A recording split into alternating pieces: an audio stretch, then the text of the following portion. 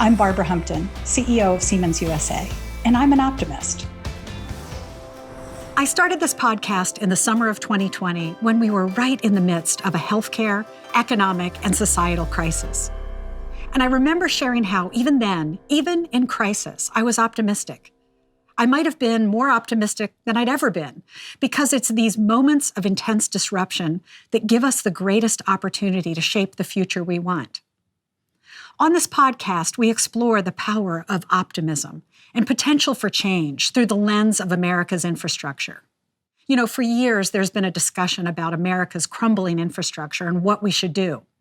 And so far on the Optimistic Outlook, I've explored the actions we should take with more than 20 leaders. These leaders are fellow CEOs, leaders of industry associations, members of Congress, mayors, former U.S. secretaries of transportation, or scientists at the national labs, like Sonia Glavashki. Sonia is the chief scientist for energy digitalization at Pacific Northwest Laboratory. And here's her response when I asked her about the current state of the U.S. power grid in one of our early episodes. Grid is a fascinating piece of engineering work, I would say, but needs to accommodate these rapid changes in the technology and also be used as a vehicle of significant decarbonization of the way how, we actually affect the environment around us to make sure that we keep this environment for as long as we can in a livable condition. Sonia's comments capture where we've been with infrastructure for quite some time. We've known what we needed to do. We had the vision for how to transform infrastructure for the future, and yet the vision was on hold as we waited for action at the federal level that would catalyze private sector innovation alongside state and local leaders. This has me thinking about my conversation with former Transportation Secretary Anthony Foxx. What you'll hear is from an episode that aired in October 2020.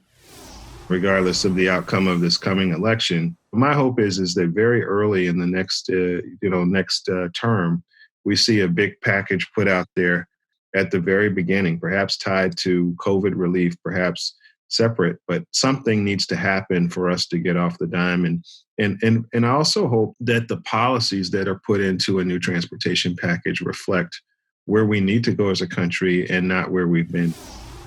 Well, folks, in 2021, everything I discussed with Secretary Foxx fell into place as the bipartisan infrastructure bill went into law.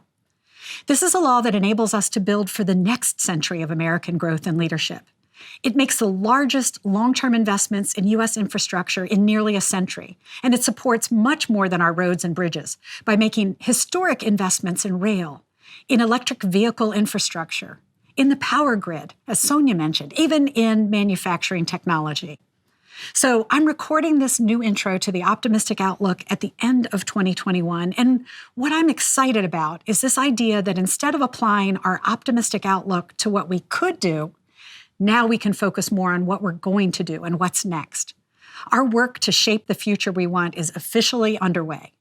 Starting in 2022 on this podcast, we're exploring what types of infrastructure projects can move forward under this new law. We'll continue to learn about how technology can accelerate climate action. If you haven't already, I encourage you to go back and listen to the episode called Inside COP26 and the Infrastructure Bill Signing. We're going to continue exploring ways to reinvent supply chain and localize manufacturing, a new era we're calling glocalization. And we're going to explore what's possible as bold investment converges with the new capabilities we're gaining thanks to digital transformation. So to our listeners, thank you as always for being on this journey with us. And if you're listening for the first time, I'm hoping that this podcast will help you see infrastructure in a new way, not just as a support beam for how we live, but as a tool for building a world that's more equitable, more resilient, and more sustainable. Let's build that world together. Please follow us on social media and on your favorite podcasting platform. Thank you for tuning in.